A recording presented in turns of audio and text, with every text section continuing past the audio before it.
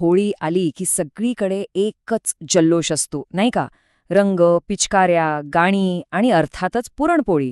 पण या सगळ्या उत्साहाच्या आणि रंगांच्या पलीकडे होळीचा काहीतरी खूप खोल अर्थ असू शकतो का?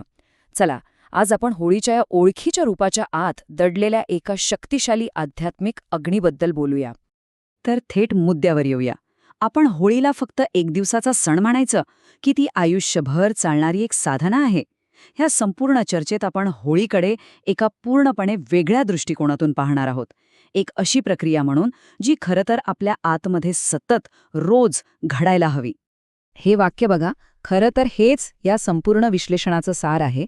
होळीची आग ही फक्त बाहेरची लाकडं जाळण्यासाठी नाहीये, तर ती आपल्या आतल्या त्या सगळ्या गोष्टी जाळण्यासाठी आहे, ज्या आपल्याला आपल्या खऱ्या स्वरूपापासून, आपल्या मूळ आनंदापासून दूर ठेवतात.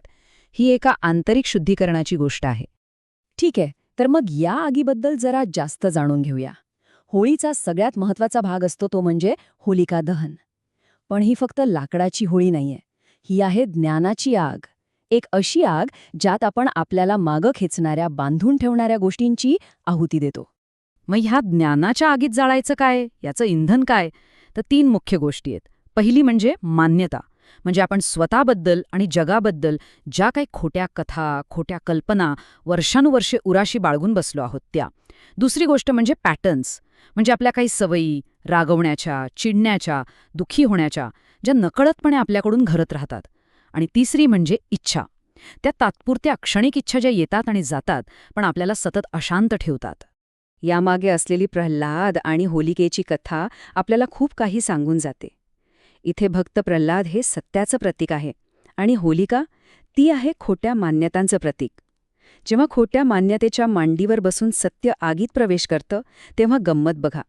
मान्यता जळून राख होते, पण सत्य मात्र त्या आगीतून अधिक तेजस्वी, अधिक प्रखर होऊन बाहेर येतं. आणि यातला सगळ्यात महत्त्वाचा मुद्दा तोच आहे. जे खरं आहे, जे शाश्वत आहे, त्याला कोणत्याही परीक्षेची भीती नसते. आपल्या आत जे सत्य आहे त्याला या ज्ञानाच्या आगीची भीती वाटत नाही, कारण त्याला माहिती आहे की ते जळूच शकत नाही. चला आता आगीच्या पुढच्या टप्प्याकडे जाऊया. आग विझल्यावर मागे काय उरतं? फक्त राख, म्हणजेच धूळ. आणि हीच धूळ आपल्याला आपल्या खऱ्या अस्तित्वाबद्दल एक खूप महत्त्वाची आणि नवी समज देऊन जाते. हे आपलं शरीर म्हणजे काय आहे? विचार करा.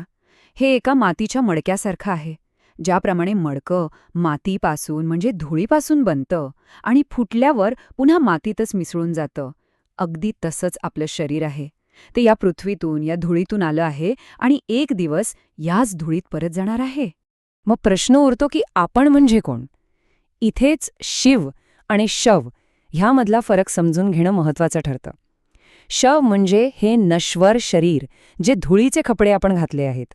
आणि शिव म्हणजे त्या शरीराच्या आत असलेली ती चेतना, तो आत्मा, जो स्वयंभू आहे, ज्याला ना सुरुवात आहे ना शेवट.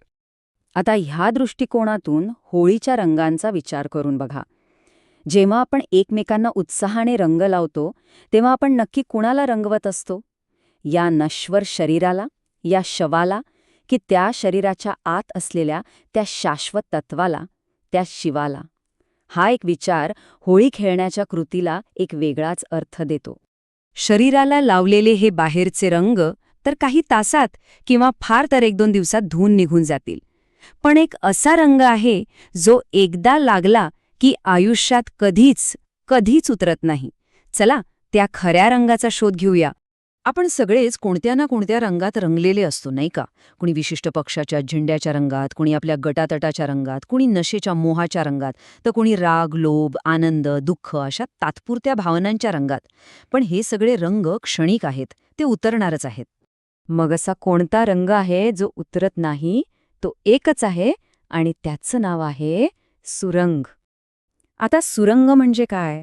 हा काही बाजारात मिळणारा रंग नाहीये. हा आहे आतल्या आनंदाचा आणि शांतीचा रंग. एक अशी स्थायी अवस्था जी एकदा लागली की मग बाह्य परिस्थिती कशीही असो ती तशीच राहते. हा डोक्याने फक्त विचार करण्यापासून ते हृदयाने अनुभवण्यापर्यंतचा एक सुंदर प्रवास आहे.